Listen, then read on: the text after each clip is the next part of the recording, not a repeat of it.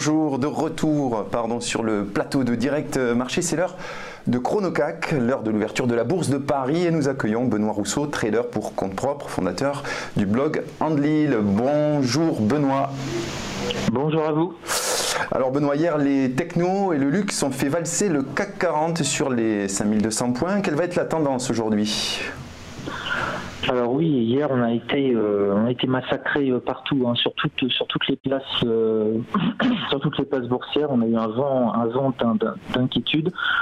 Pour le moment là sur le CAC 40, on ouvre en forte baisse. Hein, on perd plus de 200 points par rapport à la clôture. On est sur les 5115 et on se demande où va être un petit peu le palier qui va pouvoir nous protéger. Parce que vraiment c'est un marché. On n'est pas encore en panique, mais ça commence à descendre extrêmement vite et rapidement sur toutes les valeurs américaines. On a eu les places asiatiques qui ont baissé de plus de 4% hier, cette nuit. Donc là, ça commence à faire un peu cher. Là, on est sur les 5100. Alors, ça va être la grosse question. Est-ce que les 5100 vont tenir, vont servir de support pour CAC 40, ou est-ce qu'on va continuer à avoir une grosse vague baissière toute la journée et pourquoi pas retourner sur les 5000 points? C'est la question. Là, on sait vraiment pas. Ça paraît très compliqué d'avoir une opinion ferme, si ce n'est que on est plutôt baissier. Ça paraît assez évident.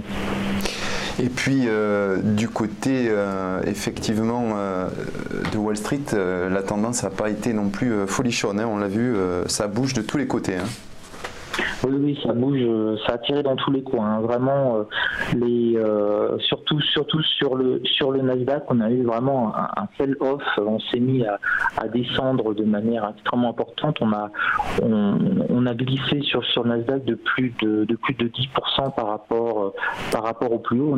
On était à peu près sur les 7350, 7400 avant l'ouverture de la bourse américaine et on a clôturé sur les 7000. Donc on a perdu quasiment 400 points en ligne droite et ça s'est pas amélioré durant la nuit. On est un petit peu redescendu. Donc voilà, c'est des grandes questions. C'est ce qu'on va avoir une tentative de rebond. Les gérants se disant qu'ils peuvent acheter pour beaucoup moins cher du Amazon, du Apple, du Netflix, etc. qui ont vraiment souffert en bourse. Ou est-ce qu'on va continuer sur cette vague de vente? Alors c'est lié bien entendu à la tension entre les États-Unis et la Chine. Le FMI a remis une couche, hein, c'est ce qui n'a pas arrangé du tout avec Christine Lagarde qui a mis hier en avant les périls d'une guerre commerciale. Donc ça a créé encore des tensions. Et puis bien entendu, on est à plus de 3% sur les emprunts d'État américains. Donc pas mal de personnes ont pris leurs bénéfices sur le Nasdaq pour aller les placer tranquillement au chaud, si j'ose dire, sur 2 ou 3 ans après 2-3%. Donc c'est aussi un peu ce qui explique la déconfiture du marché action. Mais ce qui est important, c'est qu'on a le début des résultats des entreprises américaines, des trimestriels vendredi, avec notamment les financières. Est-ce que ça va calmer les marchés, au contraire les inquiéter, comme on a pu le voir pour LVMH par exemple sur CAC 40? C'est la grande question. Là vraiment c'est une période d'incertitude. Il vaut mieux prendre du recul sur les marchés et ne pas prendre de risques, à mon avis.